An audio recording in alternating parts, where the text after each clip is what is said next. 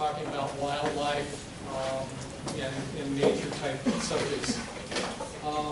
So, Friends of Griffith Park, besides having an educational mission, we do science in the park, surveys and scientific studies. We do habitat and historic restoration and revitalization. So those that aren't real familiar with this, go to our website, find out more. We really appreciate your support.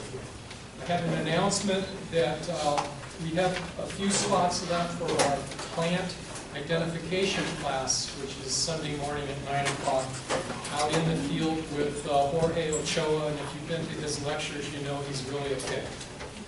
I wanted to recognize some personalities here tonight. First of all, our board of directors. Some of our board of directors are here tonight. Raise your hand. Catherine over there taking a picture. The park started off with Colonel Griffith J. Griffith's donation, and tonight we have Claire Darden. Stand up, Claire. With the Griffith J. Griffith Charitable Trust. Joe Salices is the Griffith area superintendent.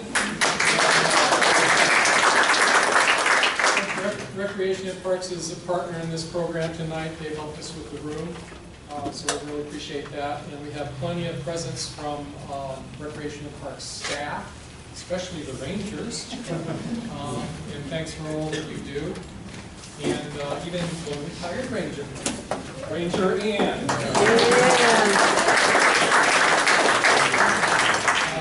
Other people that I just wanted to mention is Brenda Rees, SoCal Wild. She does a great website for wild. And Miriam Seeger, who has really done a lot of behind the scenes advocacy for bobcats and wildlife. And then lastly, Lee Wyman. Where's Lee? I'm right here. Come up here. Come up here. Fast. Pronto. So you all have heard about the Liberty Canyon Wildlife Bridge, and we wanted to do something special tonight. Genetic isolation is really a critical issue, and not just for mountain lions, but for a lot of our native species. And the proposed Liberty Canyon Wildlife Bridge will really connect the dots between two huge chunks of habitat. So we wanted to make a donation to that bridge fund tonight. And we wanted to also remind everyone that after Liberty Canyon Wildlife Bridge, there's lots of other bridges that need to be installed to connect so many habitat areas such as Griffith Park that have become more isolated than they should be. So.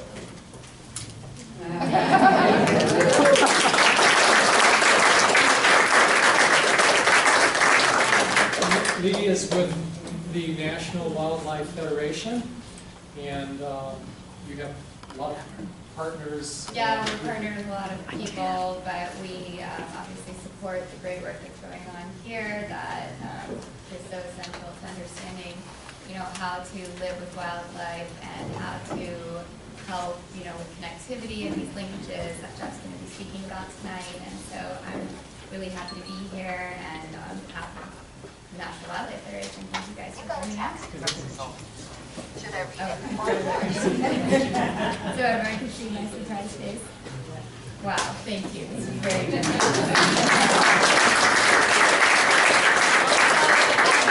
If anybody has any questions, and we just came out with these fabulous new sweatshirts, Save LA Cougars, so keep your eyes out. They'll be for sale for contribution to the wildlife crossing as well soon. So we're going to get Jeff up here, but Miguel's going to do Jeff's introduction. Thank you, Jerry. Before I introduce Jeff, I just wanted to quickly acknowledge Friends of Griffith Park.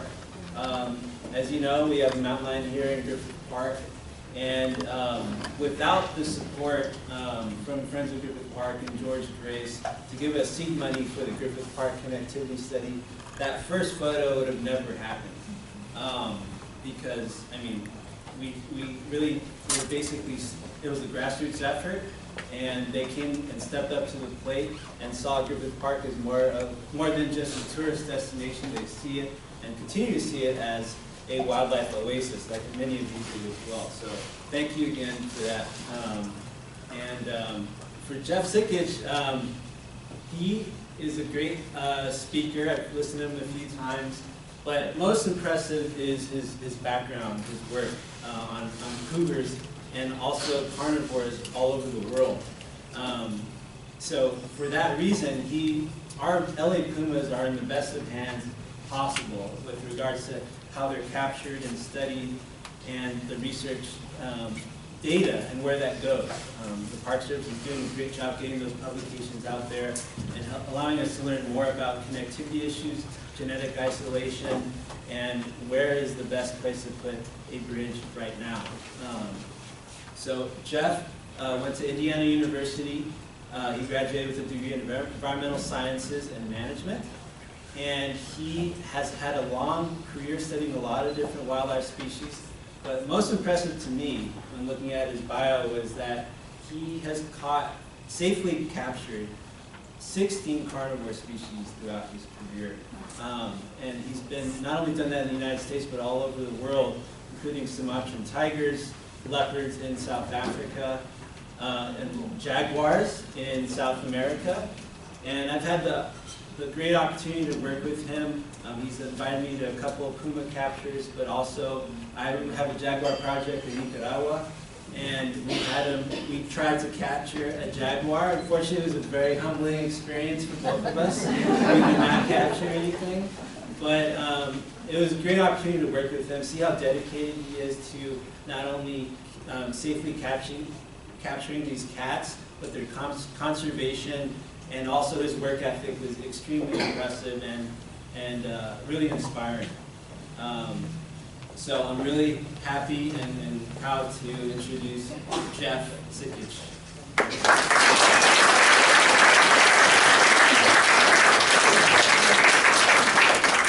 All right, thank you all for coming.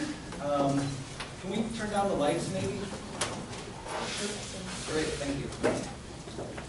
Yeah, I've been a biologist with the National Park Service now for 13 years. I got here in 2002, right at the start of our mountain lion study. Can everyone hear me okay? Yeah. If I get quiet, just yell at me. I might move around a lot too, so I'll try not to get away into the screen. But I'm here today to talk about our puma study and what we've learned the past 13 years studying these animals in such a fragmented area, and some of the challenges facing these lions in the LA area. I'd like to first recognize all of our partners. Without their support, none of this research would be possible. Through all of our wildlife studies at Santa Monica Mountains National Recreation Area, we have learned that habitat loss and fragmentation due to urbanization can have significant impacts on wildlife movement and survival. And this is especially true in highly urbanized areas where we have the expanding human population encroaching upon and subdividing these remaining natural areas. So the Santa Monica Mountains and the Simi Hills are a prime example of a highly fragmented system. We have various land uses and land ownership spread over 150,000 acres adjacent to LA. But even next to one of the largest urban areas in the world, our remaining natural areas are extremely ecologically diverse, and they provide habitat for a variety of animals, including mountain lions, which also happen to be the last large carnivore in our Santa Monica Mountains. We no longer have the grizzly bear or wolves in our mountains, so the mountain lion is pretty special to our local area. Fun fact, the mountain lion, I think, holds the Guinness record for the most common names. So, I've worked with them in different states and other countries, and so you might hear me refer to them as puma, cougar, mountain lion. Those are the common ones throughout my talk. But they all refer to the same species, puma concolor. And they have a huge range, you know, from north part of Canada all the way down to the southern tip of South America. So these are the two cat species we have in our mountains, the mountain lion and bobcat. Most of you probably know this. 90% of my quote-unquote mountain lion calls are of this guy right here. So I always show this slide. There's a huge difference between the two. Adult males can be up to 150 pounds. They have a very long tail, like a sailor rope. It's almost 2/3 their body length. We're just over 2/3. Bobcats, on the other hand, quite small, 15 pounds around. They do have a tail. Sometimes it can be up to 12 inches, but quite different animals. So because of their large spatial requirements, they occur at relatively low densities, and the potential for conflicts with humans, mountain lions are especially vulnerable to the effects of urbanization. And so our study area, our core area, is the Santa Monica Mountains right here. We're also studying lions in the Simi Hills, Santa Susanas, one in the Verdugos, and one in Griffith Park right here.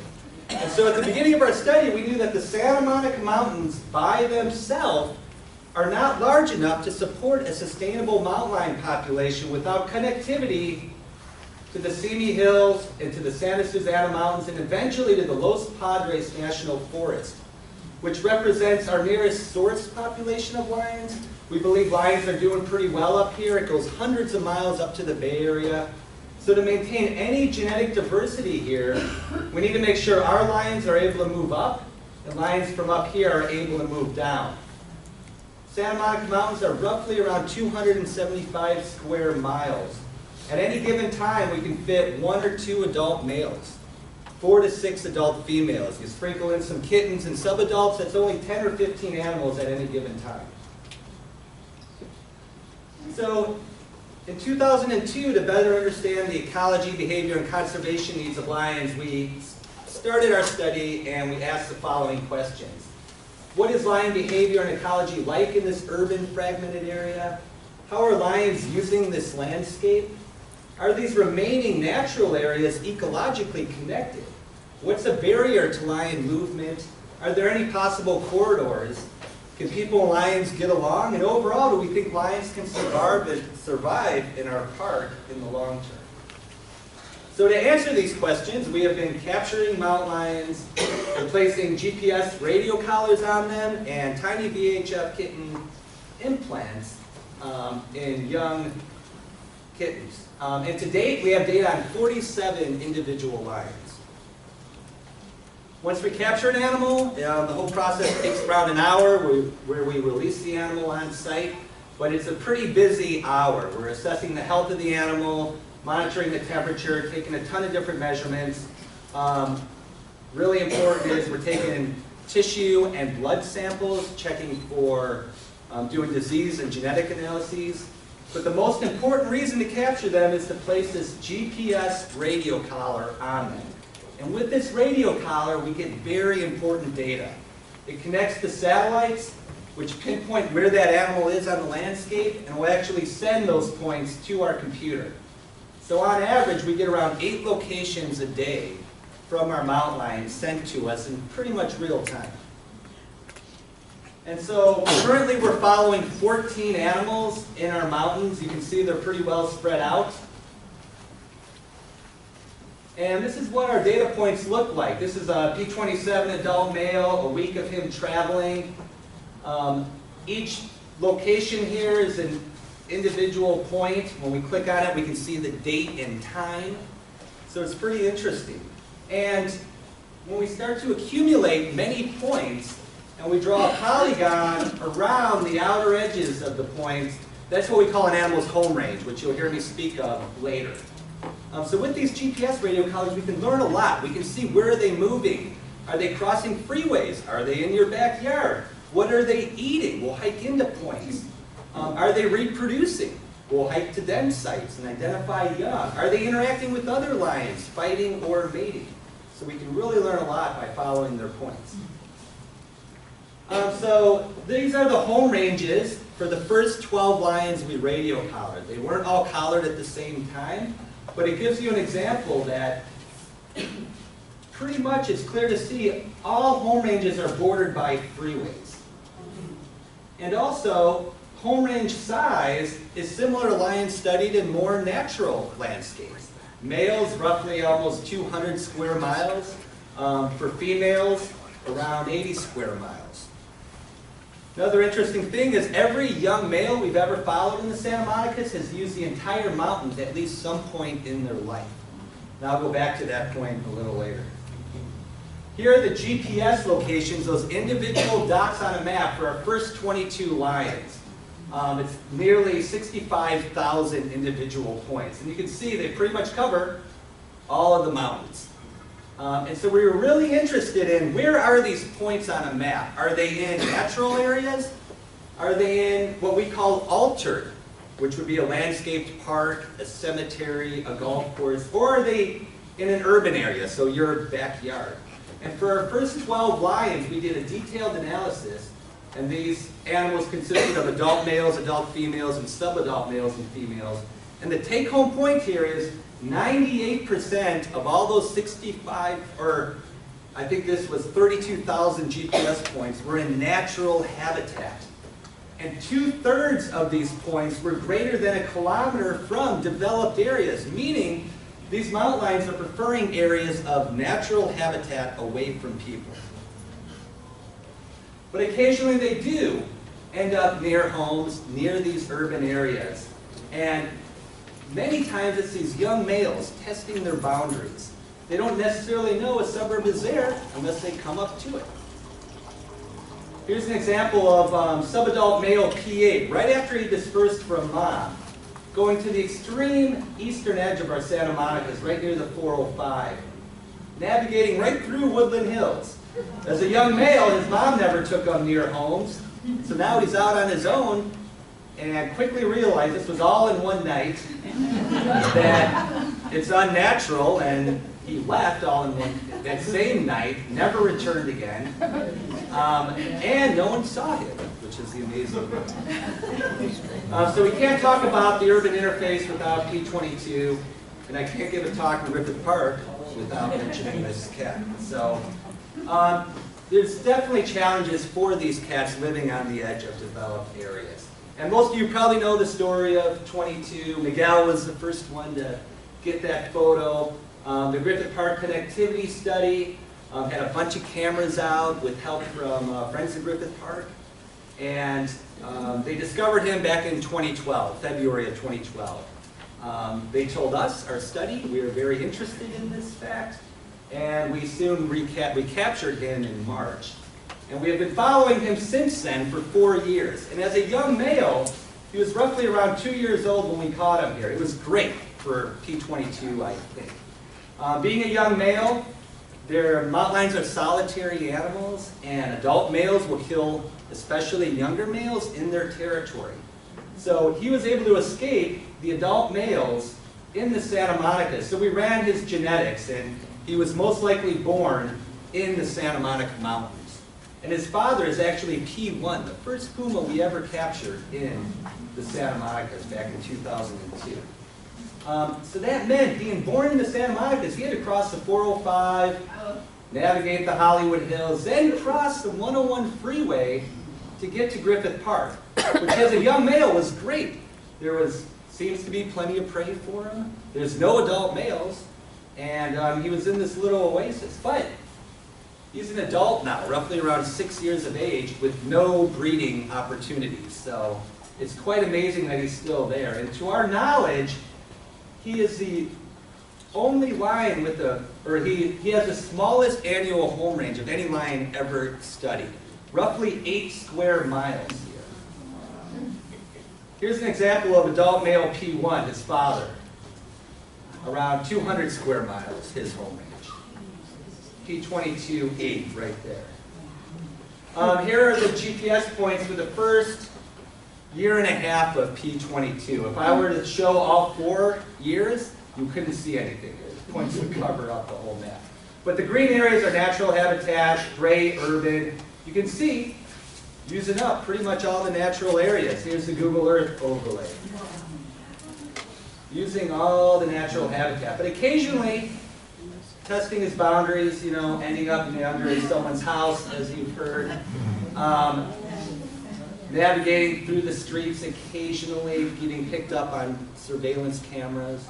But he's going to be where the prey is. In a lot of these places, especially under the house here, was right at the urban edge. And deer in this backyard. So who knows what P-22 was doing right before he ended up in the crawl space. But occasionally, even he is testing his boundaries. So it's pretty amazing. P-22 has been this ambassador for mountain lions and the need for corridors and wildlife conservation in general. He has his own Facebook account, Twitter feed. He's a poster child for the National Wildlife Federation Save LA Cougars campaign that I'll talk about a little later. So it's pretty amazing. Everyone has seemed to rally around this guy. So we're really interested in the road and freeway crossings. Are these mountain lions crossing roads? And they pretty much can't avoid them in the Santa Monica Mountains. So roughly 31% of our study area is within 100 meters of a paved road. So our first 4 mountain lions, 2 males and 2 females, we counted the consecutive, or the minimum number of road crossings between consecutive GPS points. And we found on average, P1, the adult male, is crossing paved roads 20 times a month on average, which is pretty crazy. None of these 4 ever crossed a freeway. So there's many opportunities there to get struck. But we also learned that they will, if available, find a safe way to cross the road. P1 here, this is Malibu Canyon Road, Las Virgenes Road, right by Tapia Water Treatment Facility. This beautiful stream corridor. Whenever P1 was in the area, he would safely use the stream corridor here. This is also an area where we've had 2 lions get killed on that roadway. It's heavy commuter traffic. So we're really interested in cross-freeway movements. Are these animals crossing freeways? This is the area along the 118 freeway, right here. The 118 is a formidable barrier. Right here near the Corriganville exit is one of the last remaining spots where there's natural protected habitat leading up to the freeway. But what we have there is this beautiful hiker and equestrian tunnel. And we saw that P3 and P4, who we were following there, crossed multiple times using the tunnel. So we know if available, these mountain lions will find and use it. There's P3 right there. So here's some examples of GPS points right up to these hard barriers. Here's the 405 at the eastern edge of our mountains. Many lions coming right up to the edge of it. Here's the 5 freeway, northern part of our study area. Santa Susana Mountains right here, Los Padres. No animals crossing. And then here's the 101, our most critical area for our Santa Monica mountain lion population. Right up to the border. Animals from the north coming down. So there's 2 major issues with mountain lions not crossing freeways, and especially the 101. Number 1, it means there's no dispersal out of the Santa Monica Mountains. There's been a few exceptions, which I'll talk about later, but this can lead to increased interactions between young animals and adult males.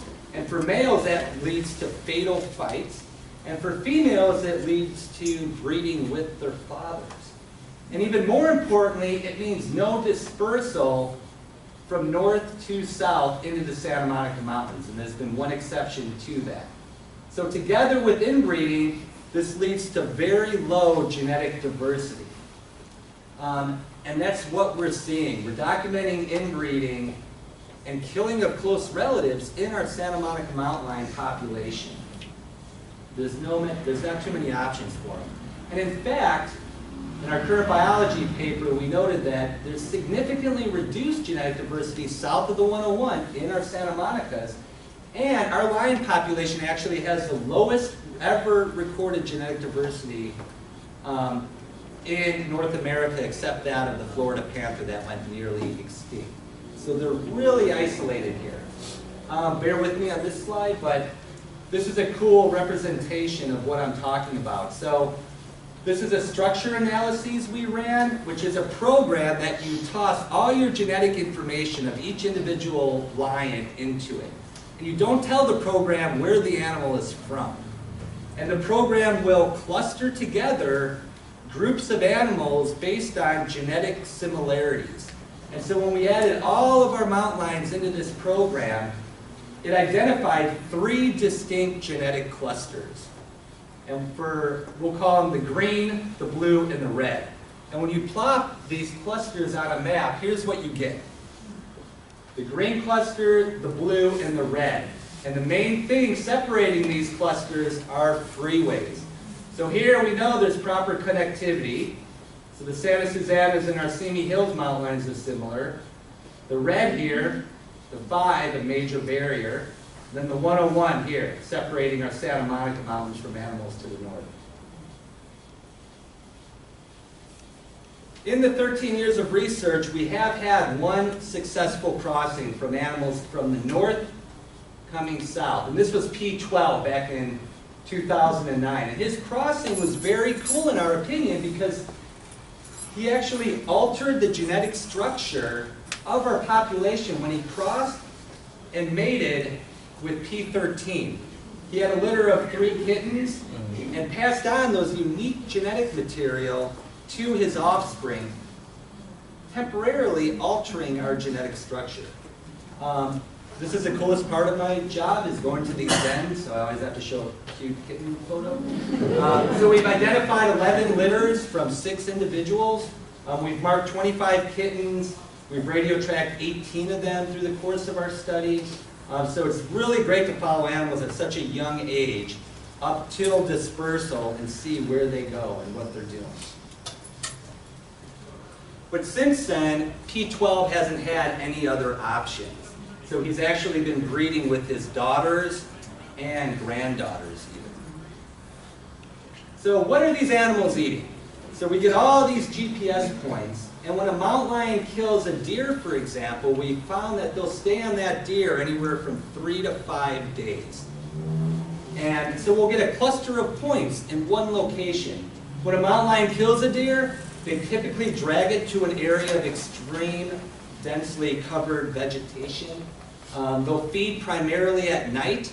They'll rest in an area up to 100 to 200 meters away from the kill during the daytime, and return back and forth for 3 to 5 days. So we'll hike into these clusters to identify what they killed and ate. And so we've gone to around 550 of these kill sites from 32 individuals, and 88% of all kills are deer. So they're easily finding deer in our mountains. Other kills, 7% coyotes, 3% raccoon, followed by, we had 1 badger, I think, in there. So, and also, out of all those 550 kills, for our Santa Monica mountain lions, not 1 domestic dog or cat. Not to say that they don't occasionally take one and we're not seeing it in our data, but clearly it's not a large portion of the pie.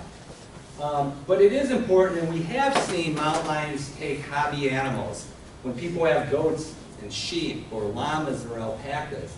And we've been fortunate enough to work with many of these landowners to improve their husbandry practices by bringing animals in at night into a full enclosure. If you have a lot of animals, I have worked with ranches that have had 40 to 75 goats, getting these Anatolian guard dogs, which live with the goats and sheep, and will bark, and the lions will stay clear of them. So it's pretty interesting. So what is P22 eating, for example? Right there, he's coughing up a fur ball from so we've hiked in on 42 of his kills, 83% deer, followed by 4 coyotes and 3 raccoons. So similar to our other lions we've studied, there's no difference with 22. This is pretty cool. I left some cameras up at kill sites after P22 was done feeding and left the area. So I thought I'd share some of these photos. P22 killed this adult buck. He took off. I set a camera. Got this beautiful bobcat feeding for half the night. And then a different bobcat came in that same night. You can see the ear tags. That was part of a study A colleague at UCLA was studying bobcats in the area, marked years ago. The next day a coyote came, followed by his friend, and then they, basically cleaned it up by licking the bones throughout that night. So, P22 is providing some food for other animals out there as well, these scavengers. So what are these animals dying from? So it's really important to know, what's killing these mountain lions? How long are they living? What are the challenges that they face in this urbanized area?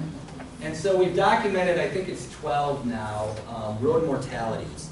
Pretty much every major freeway we've had lions attempt to cross and get hit.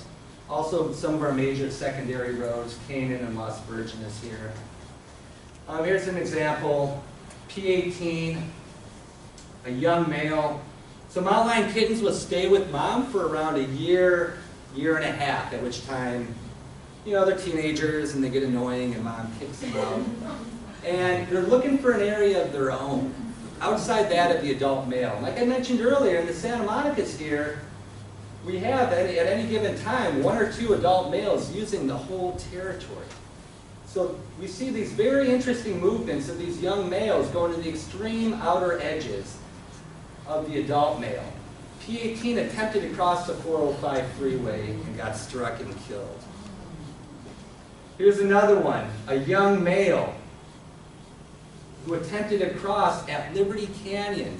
So he came from the Simi Hills, we believe, or even areas north of there, attempted to cross into the Santa Monicas. That crossing would have been important because he had unique genetic material, like P12, that he could have potentially passed on in the Santa Monicas, but he was struck and killed on the 101.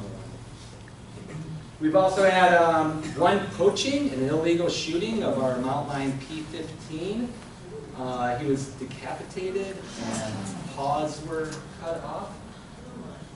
We never found out who did it. There's an ongoing investigation, but that's always a risk. And then also we've had 3 animals die from anticoagulant intoxication, rat poison. 2 of these animals also were suffering from severe mange. And so many of you probably have heard about the rat poisons out there in the environment. And we pretty much know that they're working their way up the food chain to the top carnivore, the mountain lion. We believe the likely mechanism of exposure was from the mountain lion killing and eating the coyote that killed and ate the small mammal, that ate the poison that was placed out by the homeowner or apartment complex or golf course. We've also seen some animals suffer from mange, and we believe, and we've really seen this with our bobcat studies, we've had numerous bobcats die from the mange, and these bobcats also, so mange is a tiny mite that they get on their skin, and normally healthy animals can deal with it, but we believe there's some relationship between the poisons in their body, making them, compromising their immune system and making them more susceptible to an extreme case of mange. And these animals, they scratch a lot. Our bobcats will scratch to the point where their eyes crust over and they actually die from starvation. So they're emaciated when we find them. They just do not eat. So we've discovered this in a few mountain lions as well, and we've been the first to document it in wild mountain lion populations. So P22 was suffering from mange when we recaptured him March of 2014 to replace his radio collar. He also had rodenticides found in his system. So we treated him for that. We also treated him for the mange with the topical ointment, and he seemed to have recovered. This was 6 months later after that, looking fine. And then we just recaptured him this past December, and he's looking great. He had a nice full belly. We haven't analyzed his blood yet to see if there's still poison or any poison in his system, but he's not suffering from the mange anymore. It's not to say he can't get it again. Not much has changed in his environment, but at least for now he seems to be doing fine. The #1 leading cause of death, though, for mountain lions in our study area is from what we call intraspecific conflicts, or mountain lions killing other mountain lions. So this was a map of the subadults I showed earlier, an example of 3 of them. And so when these young lions disperse out, they're really testing their boundaries and trying to escape, essentially. Here's an example of P14, a young male coming to the eastern edge of our mountains. There's an adult male that used this whole area. He was really trying to avoid them. Eventually he ran into him and was killed. So we have found this frustrated dispersal that we call of these young mountain lions trying to leave. And to date, we've had no young males that we have tracked in the Santa Monica Mountains survive to the age of 2. They have all been killed either by attempting to cross freeways or from running into the adult males. There's just no escape for them. Besides P22, that's the one exception, but I wouldn't necessarily call his dispersal successful because he ended up in this dead-end park with no breeding opportunities. So we have learned that roads and freeways and development can restrict mountain lion movements. And this is especially true for these young males attempting to disperse, and this can lead to fights and interactions with these adults and can lead to their death. This is what we want to see happen. So here's an example of P16 is in red here. A young male, right at dispersal age. P21 was an adult male I was following here. Was soon on the tail of P16 we saw based on GPS data. P16 bolted out of there, crossed the 126, went up through Ojai, looked around here for a while, eventually found an area not occupied by an adult male, and established a home range of his own. Here in the Santa Monica Zoo, there's no real options for young animals to do it. We see them coming right up to the edge of the 101. There's been a few recent exceptions though. Young female P33 and her sibling P32, right at dispersal age, a month apart, crossed the 101. It's the first time we've seen it from south to north, right by the Conejo Grade, the western edge of our Santa Monica Mountains. P32 is in yellow here. Then crossed the 23 freeway, navigated through the Simi Hills. Crossed the 118 freeway, there's an adult male here.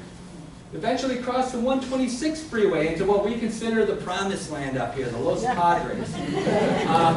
But there's an adult male here too, and for whatever reason he attempted to cross the 5 and was struck and killed right before he turned the age of 2. P33, the female on the other hand, is still alive. She's been around here in the Santa Susanas and is currently hanging out west of 23 in Wildwood area. I hiked in on a kill she made yesterday because I'm attempting to recapture her to replace the radio collar, and it was a coyote. So, do we think mountain lions can survive in urban Southern California? And here are some of the reasons I'm cautiously optimistic. They continue to stay elusive and out of sight of people. Even us researchers who track these cats pretty much every day, we rarely see them. And I know where they are. I have my antenna, I'm pointing it at them. They're 50 meters up the hillside, and they're just that elusive. It's amazing. I count on one hand the number of times I've seen them. They continue to successfully reproduce and raise young. And they're eating their primary prey, mule deer.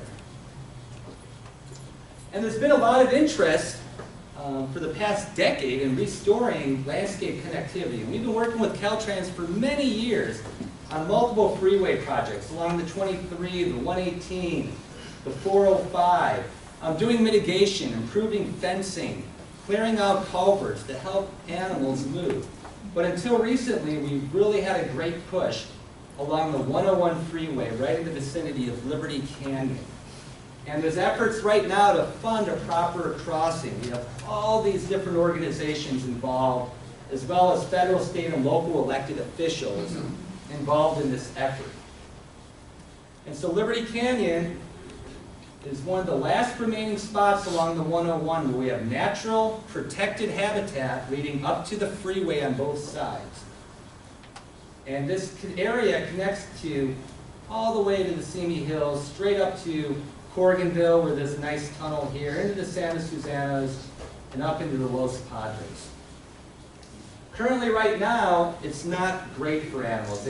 Animals from the southern end here have to go around an office complex, make a hard left to Liberty Canyon Road, and simply go under. So there's been a lot of work recently to enhance what's already there. So MRCA, the Conservancy, and also the Santa Monica Mountains Conservancy and the Resource Conservation District are going to do some revegetation work under here.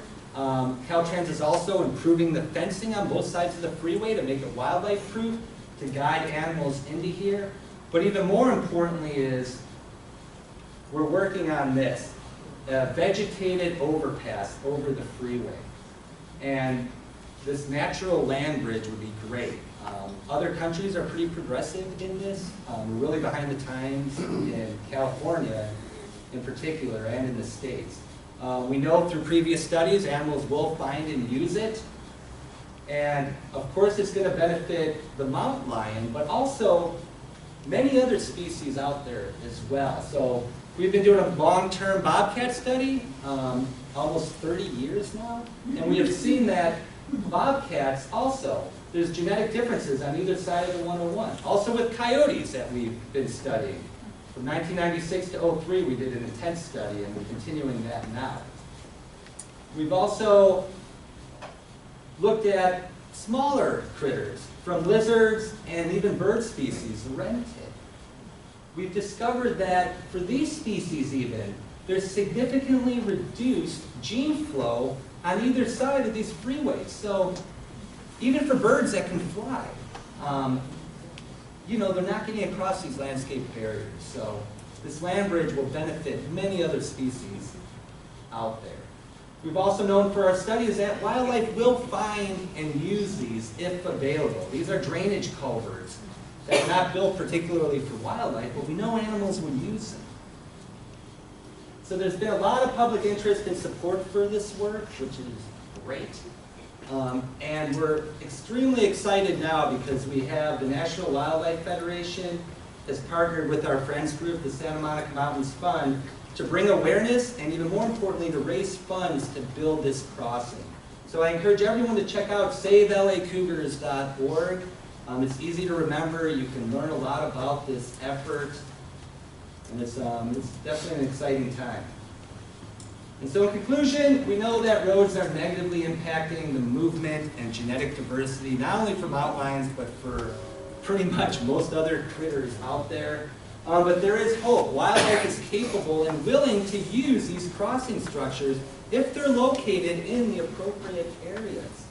And these linkages have been identified by us and other organizations. We know where to put these landscape connections.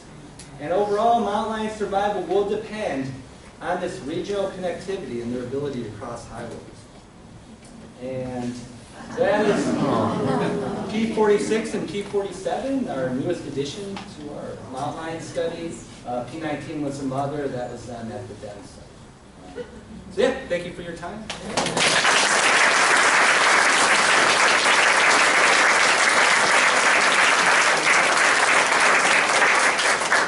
And I'll be happy to take any questions for a little bit. Yes, back there. How often do they use the river? The river outlet around here? Around here? Well, as far as P22 is concerned, we've never had a data point in there, in the river itself. Well, I know that when he was very first spotted, or we were first aware of him, a few years back, he did come across. How he came across, I don't know. It was actually up near where Glendale Narrow Park is now. The old lady was sitting there with her black dog, and he appeared, and she totally freaked out, and we reported to everybody at the time. Yeah. So and then data it disappeared, and apparently, never returned. Yeah, we don't know all the areas he's been in. Our data points, we only get 8 on average a day. So it's only a snapshot in time. So we don't know where he is, for all of our lines in between those points. But clearly he's not using it a lot, if at all. As far as other wildlife, I have no idea. Maybe you guys, Jeremy, they'll know from camera work. Bobcats and coyotes. Yes, Jim? You mentioned funneling being important in Liberty Canyon. You had a previous slide that showed where you had a lot of traffic through the riverbed or the stream bed, but you mentioned that some didn't go that way. Could there be better funneling there? By Liberty Canyon? No, it was an earlier slide. A real early. Oh, that showing P1 using it? Yeah, so that was under Las Virgenes Road. So I'm not familiar with it. My question is, why don't they do some funneling there to protect, to funnel the animals down in the stream? In that area? Hey, that would be great, but yeah. I mean, that's a road that runs, it bisects our mountains north and south. So it's impossible to fence that entirely off. We have animals crossing, every day. Most of them don't get hit. Clearly a lot of deer do. But yeah, in that general vicinity, it would be beneficial, but it all costs money.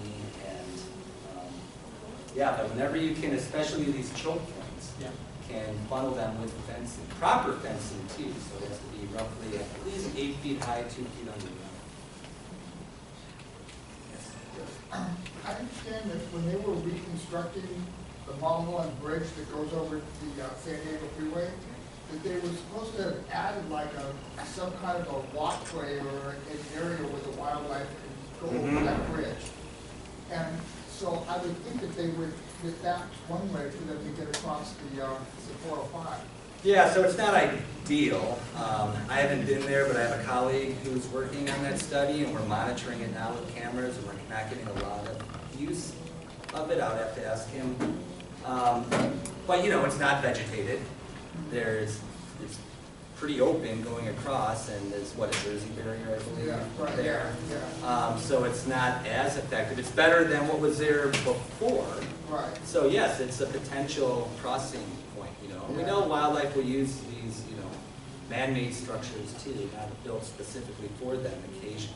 Yeah, well, supposedly when they were building that bridge, they specifically, when they were building the bridge, was to create like a cross into the wildlife. Yeah, they mitigated some of the bridge to help wildlife, and we're seeing right now how effective that is through our studies. So. Yes? Is it possible to just tranquilize the feeling when they're across? Yeah. So excellent question. Is it possible why don't we just move these mountain lions, to maintain any genetic diversity? That's probably the #1 question I get. And unfortunately, relocating mountain lions generally does not work. You're moving a lion into another adult male's territory, and it usually results in the death of one of the lions. And then there's a homing instinct too with many wild animals where they might attempt to come back. We're not at the point now in the Santa Monicas where we have such low genetic diversity like we saw in the Florida panther, where they did bring new animals in. They brought 8 females with different genetics, and that really helped rebound the population. We're not there yet to do that, so we're hoping to have it naturally happen. It's also very expensive to capture animals and bring them, and that would only be a band-aid, a temporary solution to the problem. So we're hoping to build connectivity, and these animals will find it on their own. Yes? Is there an estimated completion time date for that Liberty Canyon overpass? Yeah, so there's many steps through Caltrans that has to happen, including the design phase and environmental compliance, which they're working on now. But I think overall, and the money to get raised, it'll be around $50 million, $55 million. I think completion would be around 2021. Yeah, so it's a very long process. But it would also be, to our knowledge, the largest overcrossing bridge for wildlife ever built, which is pretty amazing. Across one of the busiest freeways in the world. So it'd really be a testament, to the world that, hey, look, LA really cares about its wildlife. Look what we did. Pretty amazing. Yes? So, as I understand it, the relationship between mange and rodenticide is kind of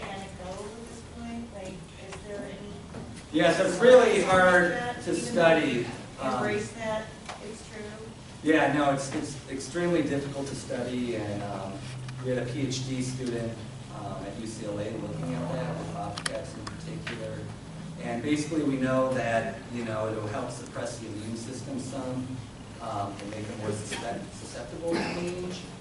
So they really can't fight off the mange as bad. But a lot of those interactions and how they move up the food chain, we just don't know, because we can't see the animal that ate, because it usually, ate that animal entirely. So for the mountain lion, when I visit a kill and it's a coyote, it's completely consumed. There might be a bone or two. So that's not considered by the scientific community. What's that? The relationship between. Well, we know that with capturing bobcats that have poisons in them, that their immune system is compromised. And we believe there's a strong correlation between that and the mange. Yes? When you capture these animals, either for changing out their collars or for whatever other reason, and you find they have rat poison or mange, is it policy to treat them all? Yeah, so for mountain lions, we've only ever captured one. I've captured lions, I think, close to 100 times now. Many of those recaptures of 47 individuals. And that was P22, and we made the decision to treat him. And with our bobcat study, yes, we've caught many bobcats with mange, and it's our protocol right now to treat them. We believe it's, as a National Park Service, it's our duty to protect and preserve all animals within our boundary. So, and we also believe this is a human-caused issue, so we're doing what we can and treating those animals that we catch. And sometimes it works, a lot of times we'll get it again. But we've successfully treated some that have had a litter of kittens and survived. Yes, Becker? Yeah, I'm a little concerned with the attacks because I run trails and I know all the Santa Monica Mountains is really good. Yeah. But I saw a documentary that in Orange County, one of them attacked a person and killed it, and then that same light attacked a biker while riding the bike. So is there a chance to actually do get attacked by one of them? Yeah, so it's a good question. Mountain lion attacks on people are extremely, extremely rare. So there was that one in Orange County. So you have to put it in perspective. Since 1850 in all of North America, there's been roughly, I think, 20 fatal attacks on people. So I tell people we take risks every day in our life. I feel the safest when I'm actually in the woods hiking around. I do not feel safe when I'm in my vehicle. I think in LA County alone, over 700 people die every year in automobile accidents, and tens of thousands get injured. But here in the Santa Monica Mountains, we've never had an aggressive encounter between a person and a mountain lion. And we get millions of visitors every year. Griffith Park, you guys would know better, but I think you guys get over, greater than 10 million people every year recreating in Griffith Park, and yet you have this mountain lion in this small area, and there's never been any confirmed aggressive encounters, and sightings are, I can count on one hand the number of confirmed sightings.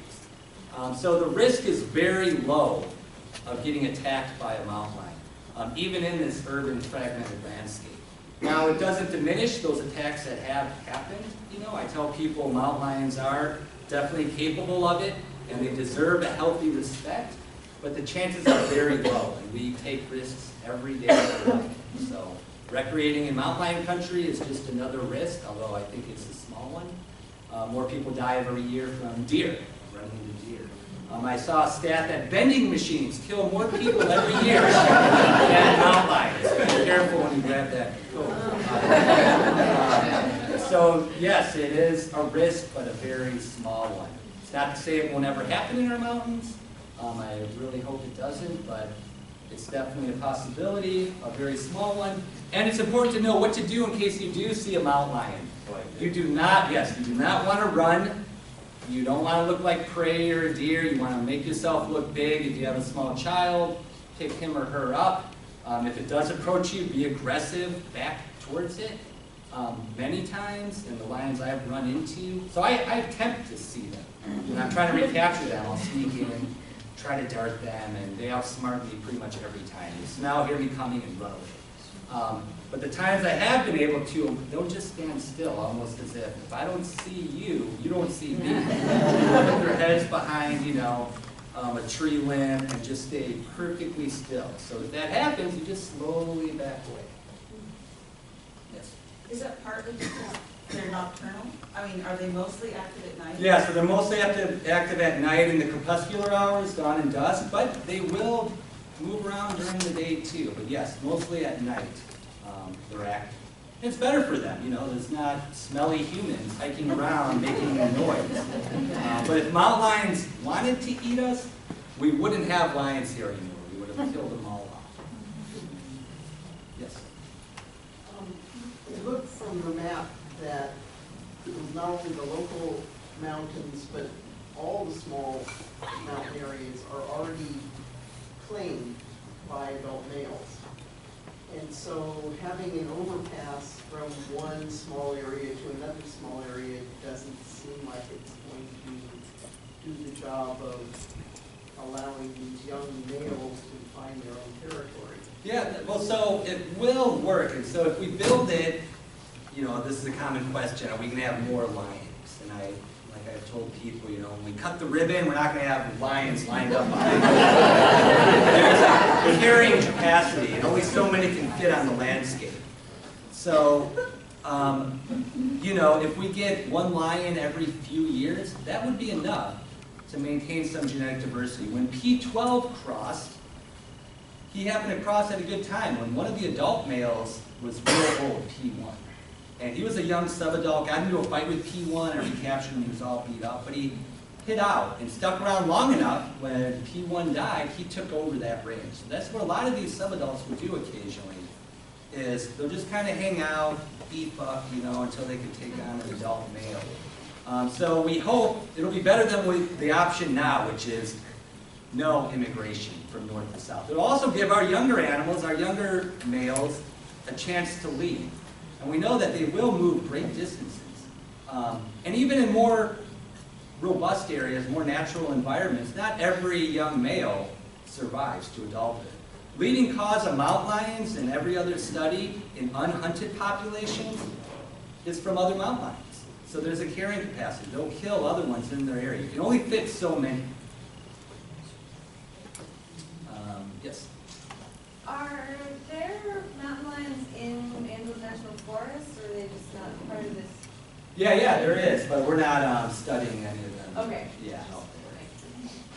Way back there. Yes.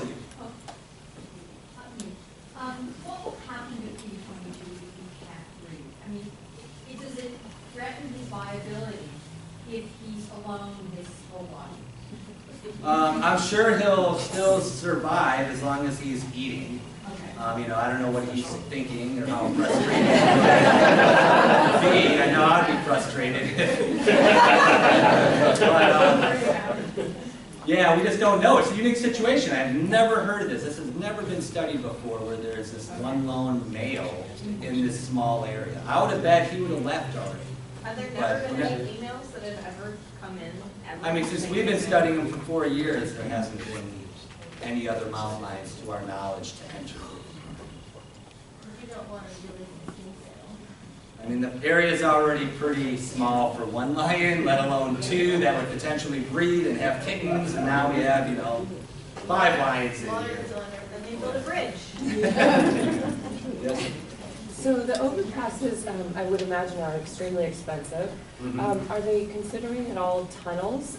Yeah, so we had a project study report where Caltrans looked at many different options. We've also flown in experts from around the country who have worked on this particular thing, wildlife overpasses and bridges.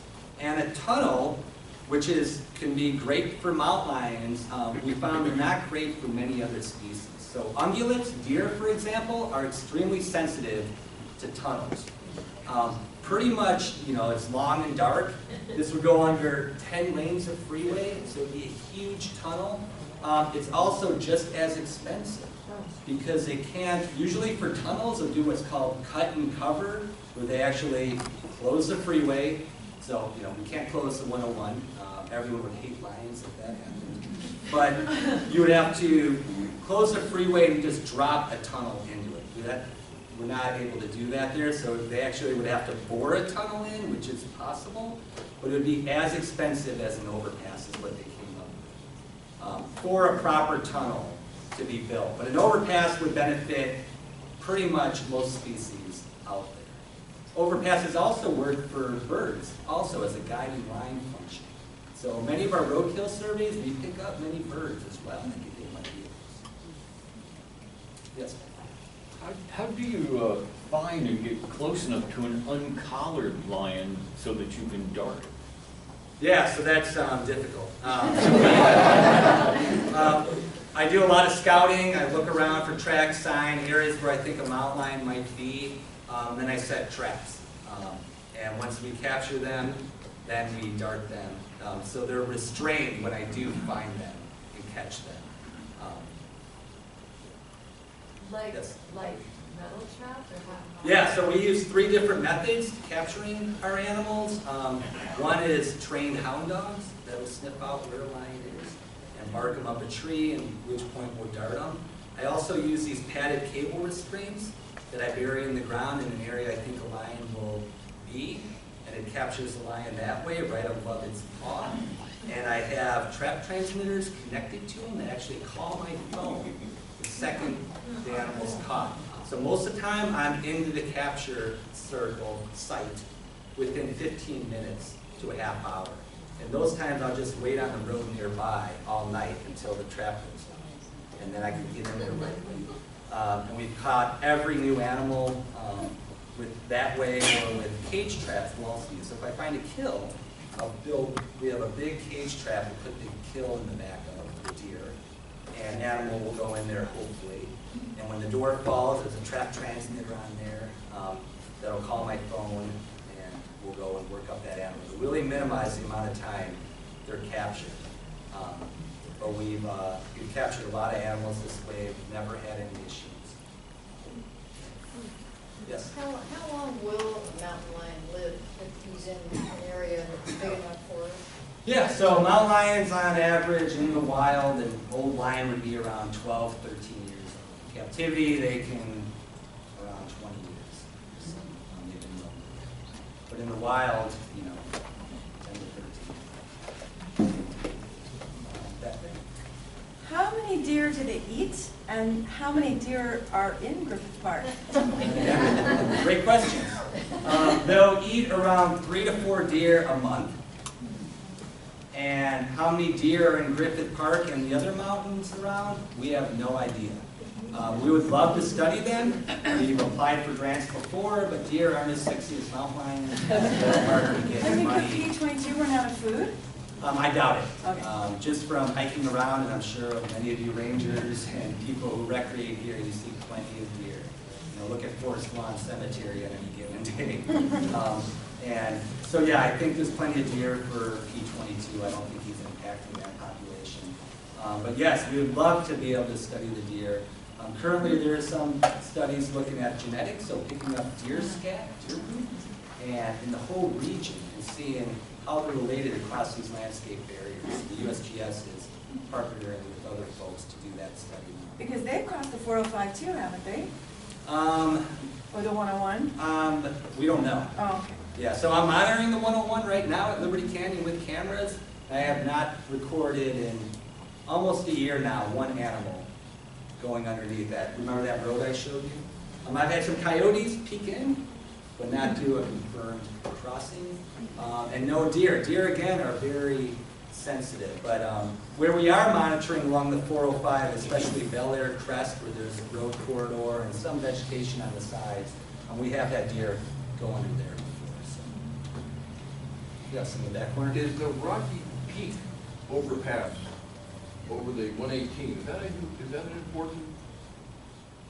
Oh, the overpass, the road there? Yeah. Yeah, to my knowledge, no one has monitored that road, so I have no idea.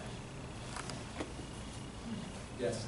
What about bringing the females to P22? Because they're not as sensitive, right, about their area? Yeah, so yeah, I was just talking about that. You know, bringing a female into already this small area, it's only 8 square miles, where an adult female can cover 70 square miles. You know, you're just bringing them into this very small area, and then if they breed and have kittens, all of a sudden you have 5 animals, there's nowhere for those kittens to go. It'll probably result in their death, attempting to disperse, or P22 eventually killing them. And also, we're not in the business of, at least us at the National Park Service, we don't manage the mountain lions in the state. That's the California Department of Fish and Wildlife. And like I said earlier, moving lions generally does not work. That's the better. I don't know if you can comment on, we heard reports of P22 walking around LA Zoo at night. Did you get that report? Yeah, recently I know they had some photos of him within the perimeter fence right along there. So, you know, I guess it's happened once, but at least once. It doesn't surprise me at all, right? A little 5-foot fence is nothing for a mountain lion.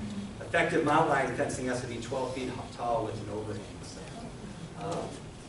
yeah, hopefully they can improve their fencing. There's many people that do want to improve it there. I've actually speaking to them recently.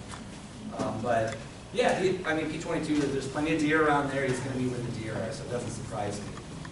But as far as roaming around the zoo, we've never had data points to support it. Yes?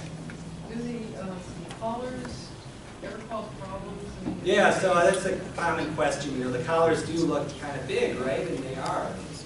But we've been studying animals, not we, but researchers, since the late 60s, and mountain lions in particular.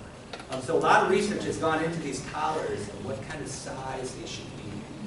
So we use the latest, greatest technology. There's no expense in collar weight and what we can put on these animals. The main thing is the battery. That's what looks real big. And they're on a mountain lion. They're killing and attacking deer with antlers. And so it has to be a robust package. But the general rule of thumb is no matter what animal you're capturing, you want the collar's weight to be 5% or less of the animal's body weight. The collars we put on mountain lions are roughly 1% of their body. So I'm sure when they wake up, you know, they're like, what is this thing? And there's been many studies on captive animals in zoos and how they react.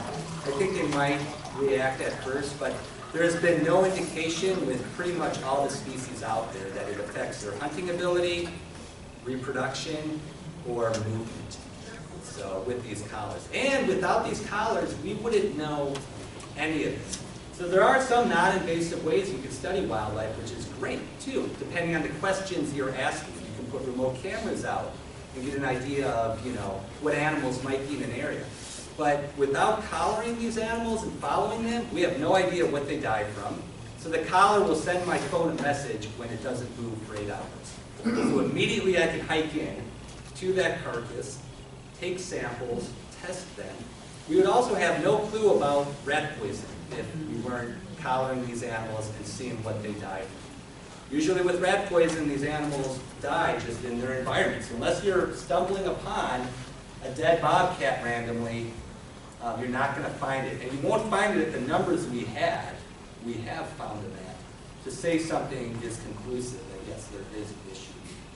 You don't know anything about reproduction, when they're meeting up, or movement, or crossing freeways. So we learn a great deal with these collars. Yes?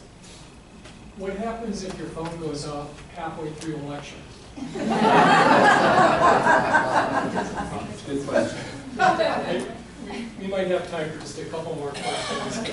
Thank you so much. The questions have really been good tonight.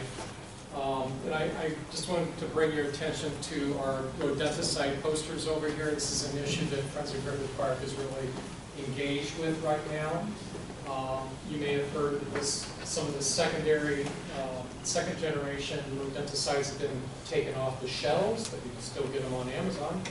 And the first generation rodenticides are really the ones that we find all over. They're very widespread, and they're shown up in many species, including mountain lions. We found a dead western gray squirrel positive for diphasina.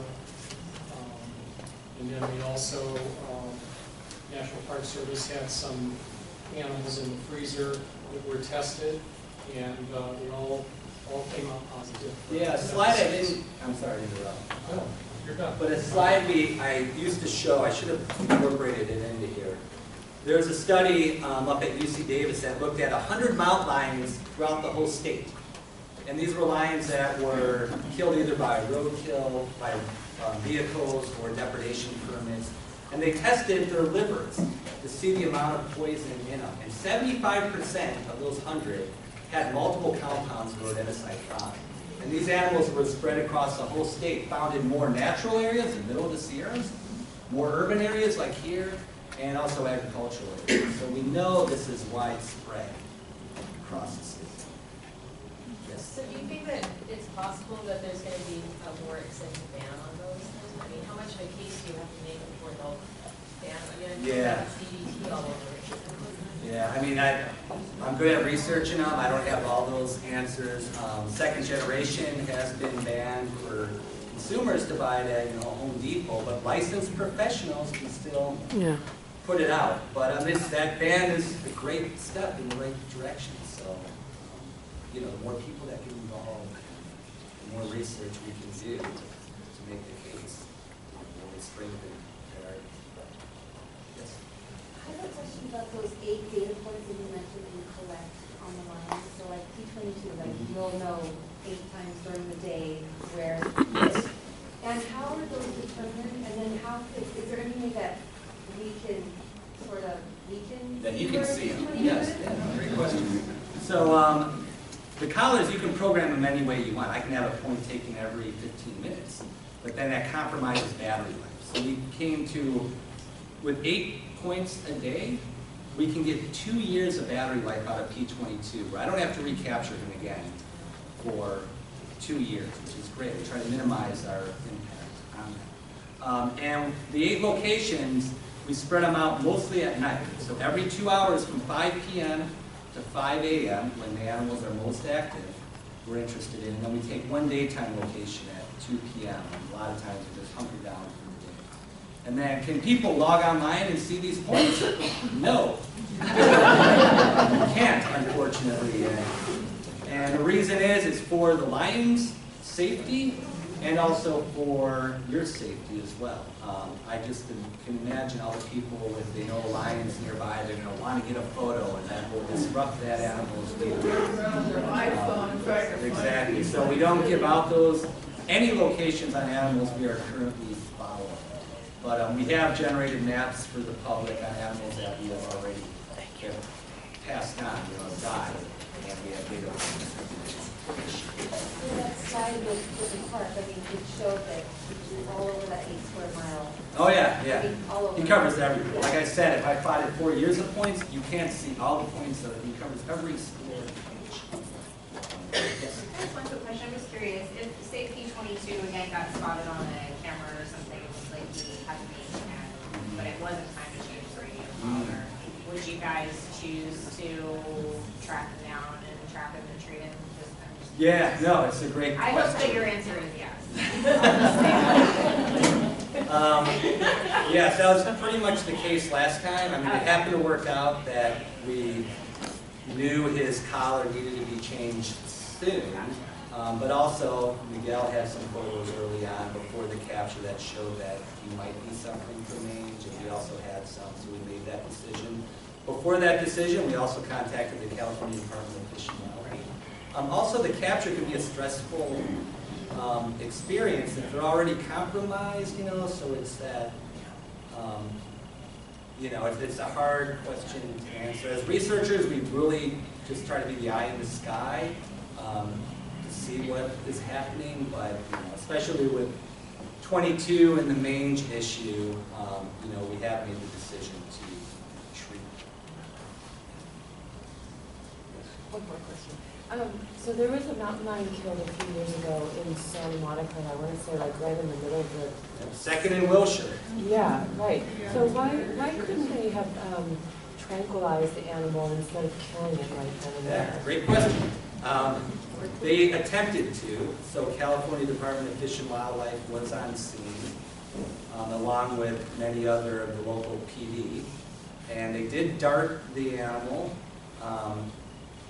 and I guess the animal moved, which sometimes they do once it gets darted.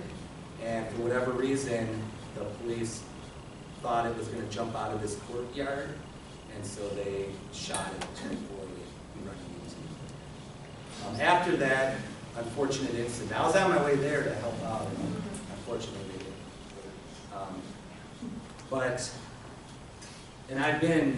We've been at the park very successful in darting similar animals in those situations. I use a blowpipe. It's very low impact. You can sneak in, lob the dart into the animal.